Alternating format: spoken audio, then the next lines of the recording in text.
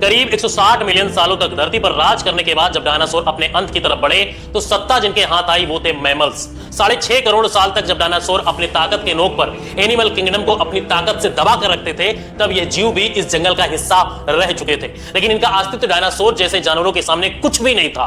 उनसे ताकत में जीत पाना शायद इनके लिए असंभव था, लेकिन शायद आने वाला भविष्य इन्हीं के नाम लिखा जा चुका था। दोस्तों, 6 करोड़ साल पहले एस्ट्रोनॉट्स की तबाही डायनासोर की मौत को अपने साथ लेकर आया था। इसके पहले के वीडियो में हमने जाना था कि कैसे डायनासोर धरती पर पनपना शुरू हुए, उन्होंने अपना साम्राज्य कैसे फैलाया और फिर अचानक से एस्ट्रोनॉट धरती पर टकराते हैं और फिर अपना सब कुछ डायनासोर खो देते हैं। कुछ प्रजातियों ने तो मिनटों में ही अपना दम तोड़ दिया था। बाकी जो बची हुई थी 10% आबादी, धीरे धीरे वो विलुप्त होती चली गई। अब शुरू करते हैं कि आगे के सफर में आखिर डायनासोर के साथ क्या हुआ। 10% जो आबादी बच गई थी वो उनको किन समस्याओं से गुजरना पड़ा और लास्ट में आखिर इंसान कैसे जन्मा।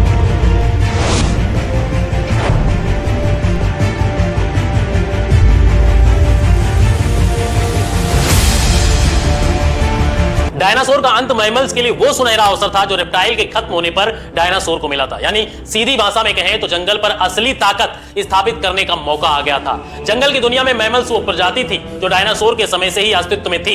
आकार में छोटे होने की वजह से ये जीव आज के चूहे जैसे देखे जा सकते थे। तो मैमल्स की शुरुआत इसी तरीके से हुई थी। इस स्तनधारी जीव ने खुद को हर परिस्थितियों में ढालकर जीना सीख लिया था। फिर एस्ट्रोनॉट्स के टकराने से जब महाविनाश का सिलसिला शुरू हुआ तो इन्होंने भी अपने कई साथियों को खोया, लेकिन ये अपने स्पीसीज को बचाने में सफल रहे। ये महाविनाश के कारण पैदा हुई गर्मी से बचने के लिए मैमल्स ने जमीन के नीचे रहना शुरू कर दिया। इनके साइज में छोटा होने का इन्हें फायदा मिला, जबकि डायनासोर का आकार ही उनका सबसे बड़ा दुश्मन बन गया। जमीन के नीचे रहते हुए मैमल्स को गर्मी से राहत मिली और भोजन के रूप में उन्होंने हर तरीके का पेड़ों को और जीवों को अपना शिकार बनाया। वही बात करें ऊपरी सतह की तो वहां हो रहे वातावरणीय बदलाव जानवरों को तिल तिल कर मार रही थी। एस्ट्रोनॉट्स के टकराने से उत्पन्न हुई गर्मी और बादलों ने पृथ्वी के वातावरण को पूरी तरीके से ढक लिया था। धरती पर सूरज की रोशनी तक नहीं पहुंच पा रही थी, लेकिन सतह पर मौजूद हीट की वजह से बहुत सारे जानवर मारे जा चुके थे। कई सालों तक जब यह सिलसिला जारी रहा तो पेड़ पौधे पूरी तरीके से नष्ट हो गए। प्रकृति का बनाया हुआ इकोसिस्टम हिल गया।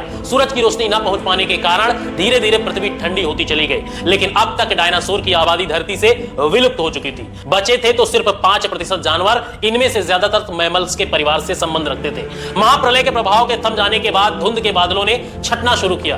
धरती पर एक बार फिर वातावरण सामान्य होना शुरू हो गया। धरती पर इकोसिस्टम फिर से अपने पुराने फेज में आने लगा।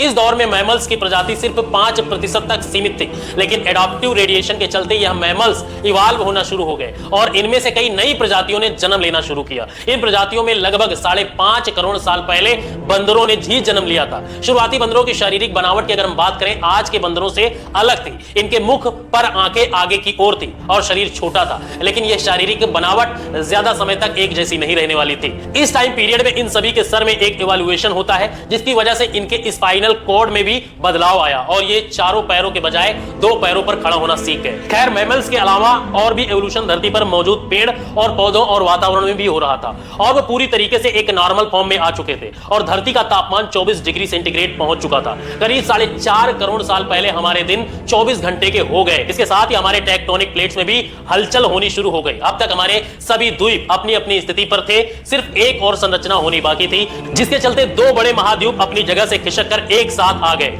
ये वही द्वीप है जिन्हें हम आज भारत के नाम से जानते हैं। भारत अफ्रीका से खिसक कर एशिया तक पहुंचने में कई लाख सालों का समय लगाया। अफ्रीका से जब ये टेक्टोनिक प्लेट्स एशिया में जा मिला तो हिमालय का निर्माण हुआ। इस निर्माण में कई ऐसी श्रृंखला विकसित हुई जिससे कि उत्तर में भारत की भौगोलिक स्थिति बदल गई। इसके साथ ही मौसम के पैटर्न में भी काफी बदलाव आया। इस टकराव के चलते दुनिया के सबसे बड़े माउंटेन माउंट एवरेस्ट का भी निर्माण हुआ और इसके निर्माण के साथ ही यह तय हुआ कि आने वाले भविष्य में भारत में कई बड़ी नदियों का भी निर्माण होने वाला है, जो कि इस पूरे द्वीप के फॉर्मेशन को बदलने वाला था। खैर, जहां एक तरफ धरती के हर एक द्वीप में विकास शुरू हो चुका था, वहीं दूसरी ओर एवोल्यूशन की होड़ में जानवर अपने आप को काफी हद तक बदल रहे थे। द्वीप को अपने मौजूदा स्थिति में पहुंचाने पर जंगलों में काफी गिरावट आ रही थी और मुख्य रूप से ग्रास लैंड का निर्माण हो रहा था। उधर जानवर भी घास के मैदान में रहने के लिए अडॉप्ट हो चुके थे और साथ ही साथ नई प्रजातियों का भी विकास हो रहा था, जो ग्रास लैंड में अपना दबदबा बनाने की कोशिश कर रहे थे। पुराने मैमल्स में भले ही जानवरों को मार कर खाने की क्षमता नहीं थी, लेकिन अब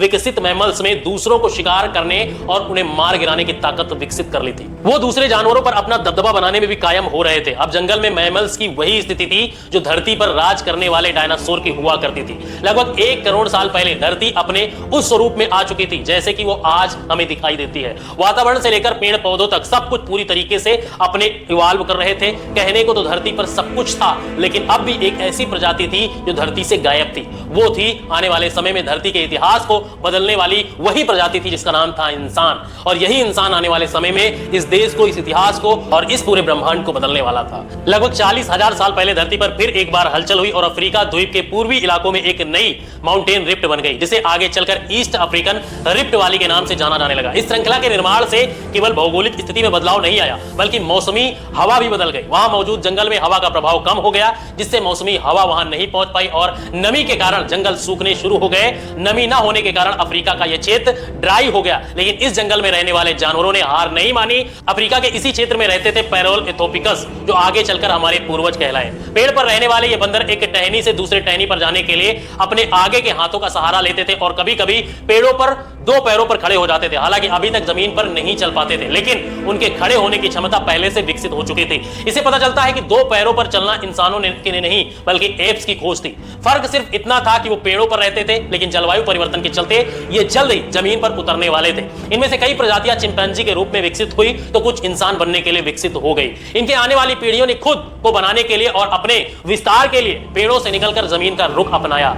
आर्डिपिथिकस रेमेडीज, जो पहले एप्स थे, जो भोजन और नए घर की तलाश में पेड़ों से उतरकर जमीन पर आए, लाखों सालों के लिए इनमें एवोल्यूशन हुआ। ये एप्स अफ्रीका के चारों ओर फैल गए थे, लेकिन उनके हाथ अभी भी काफी लंबे थे। पेड़ों पर इधर उधर उछलने की वजह से उनके हाथों का आकार बिल्कुल पैरों की तरह हुआ करता था। ऐसे में कई हजार साल बीत जाने के बाद उनके शारीरिक ढांचे में बदलाव आने लगा। अब ये 2 पैरों पर और बेहतर तरीके से चल सकते थे और ज्यादा से ज्यादा एनर्जी बचा सकते थे। ऐसे में ज्यादा दूर तक नजर रख सकते थे। ये अपने लिए भोजन खोज सकते थे और हाथ की मदद से उन्हें खा भी सकते थे। समय के साथ साथ विकास की प्रक्रिया चलती रही, जिससे एप्स की शारीरिक ढांचे के साथ उनके इस काल की बनावट का बदलाव भी होता गया। पहले जो सर आकार में छोटा था वो अब बढ़ गया था। 23 लाख साल पहले होमो हैबिलिस वो पूर्वज थे जिनके दिमाग का आकार बढ़ गया था। आकार बढ़ने की वजह से ये जान गए थे कि सर्वाइवल के लिए बुद्धि का किस तरीके से इस्तेमाल करना होता है। बुद्धि का कमाल दिखाते हुए सबसे पहले हमारे पूर्वजों ने पत्थर को हथियार के रूप में इस्तेमाल करने के लिए उन्हें शार्प करना सीखा। जैसे ये तरकीब उनके काम आई, होमो हैबिलिस जान गए कि पत्थर को कैसे हथियार के रूप में इस्तेमाल किया जा सकता है। जैसे जैसे ये जीव हथियार को इस्तेमाल में लाए, उनके हाथों की उंगलियों की मजबूती भी और बढ़ने लगी और वो जान गए थे कि हथियार के इस्तेमाल से कैसे वो शिकार कर सकते हैं और वो अपनी भूख को शांत कर सकते हैं। उसके बाद समूह में शिकार करना इन्होंने शुरू कर दिया। आग की खोज मानव के भविष्य को ही बदल डाला था। हम जानते हैं कि मानव इतिहास में आग की खोज सबसे बड़ी खोज मानी जाती है। आग के इस्तेमाल से होमो इरेक्टस भोजन को पकाकर खाना सीख गए थे। आग ने हमारे पूर्वजों को केवल ठंडी से सुरक्षा नहीं दी, बल्कि दिमाग के इस्तेमाल के लिए उन्हें प्रोत्साहित भी किया। अब आप सोच रहे होंगे कि कैसे, तो आपको बता दें कि आग के इस्तेमाल से भोजन को चबाने में लगने वाली ऊर्जा कम हो गई और वो अपनी इस ऊर्जा को बुद्धि के विकास के लिए इस्तेमाल करने लगे, जिससे कि आने वाली पीढ़ियां बड़े दिमाग के साथ पैदा हुई। बड़े दिमाग के साथ लगभग 2 लाख साल पहले इंसान अपने आज के रूप में विकसित हो गए। उनके आवाज की नली भी एक अलग ढांचे में विकसित हो गई थी, जिसकी वजह से वो अलग तरीके से आवाज निकाल सकते थे और अपने लोगों के साथ संचार कर सकते थे। एक बार आवाज विकसित करने के बाद अब इंसान अपनी बात को दूसरों तक पहुंचाने लगा था और धीरे धीरे एक सामाजिक ढांचे में रहना सीख गया था। हालांकि हम अपने आज के रूप में आ चुके थे, लेकिन कई आविष्कार अभी भी बाकी थे। अपने लिए एक समाज, घर, नगर का निर्माण बाकी था। कहने को तो हम आज मनुष्य जो है एडवांस स्टेज में जी रहा है, लेकिन आज भी एवोल्यूशन जारी है। मनुष्य आज भी समय समय पर बदल रहा है, उसका एवोल्यूशन जारी है। कहने को, हम बताने को तो पूरी प्रक्रिया, पूरी डिटेल में एवोल्यूशन की हम बता सकते हैं, लेकिन ये वीडियो काफी लंबी हो जाएगी। तो दोस्तों, आज की इस वीडियो में इतना ही। अगर आपको इस वीडियो से थोड़ा भी वैल्यू मिला हो तो कमेंट करके हमें जरूर बताइएगा और चैनल पर नए हैं तो चैनल को सब्सक्राइब कर लीजिएगा और फेसबुक पर देख रहे हैं तो हमारे पेज को जरूर फॉलो कर लीजिएगा। मिलते हैं नए वीडियो में, तब तक के लिए जय हिंद।